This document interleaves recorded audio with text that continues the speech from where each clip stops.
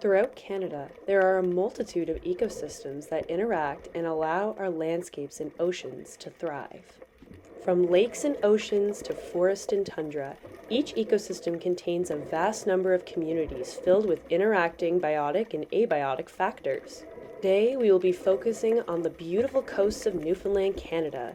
This beautiful island, known as the Rock, was once originally occupied by the Beothuk people, who are Algonquin-speaking Indigenous people.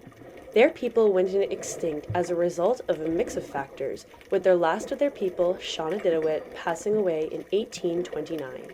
Let's take a closer look at one particular ecosystem on this island, the freshwater ecosystems.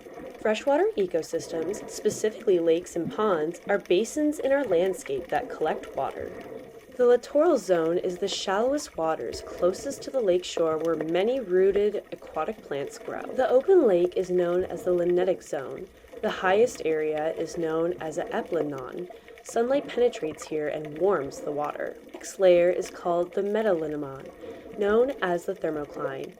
Its temperature and chemical factors change rapidly depending on the lake or pond depth. Deepest, darkest waters are known as the hypolimnon and often lack dissolved oxygen.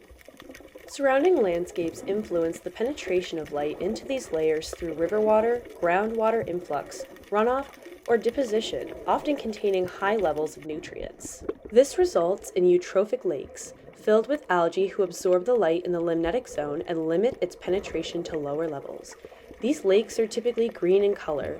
Their warm temperature and low oxygen levels make it a great environment for fish such as carp and catfish.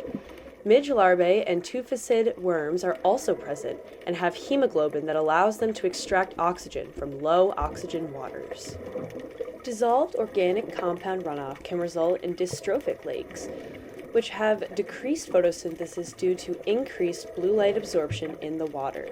These lakes often appear yellow-brown. Oligotrophic lakes are the perfect balance between these eutrophic and dystrophic, and they are bright blue.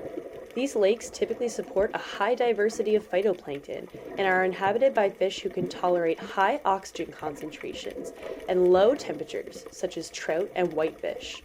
Larvae of mayflies, stoneflies, caddisflies, and small clams also reside here. Canadian lakes have seasonal changes in temperature, but are limited in variation between water levels due to thermal stratification. This limits the amount of wind and surface mixing above the thermocline and reduces overall convection. This means that limited nutrients is exchanged between each layers of the water.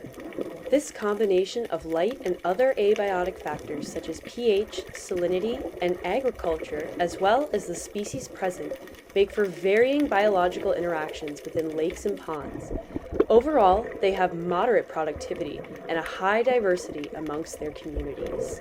Take a moment to listen to the sounds of the lakes.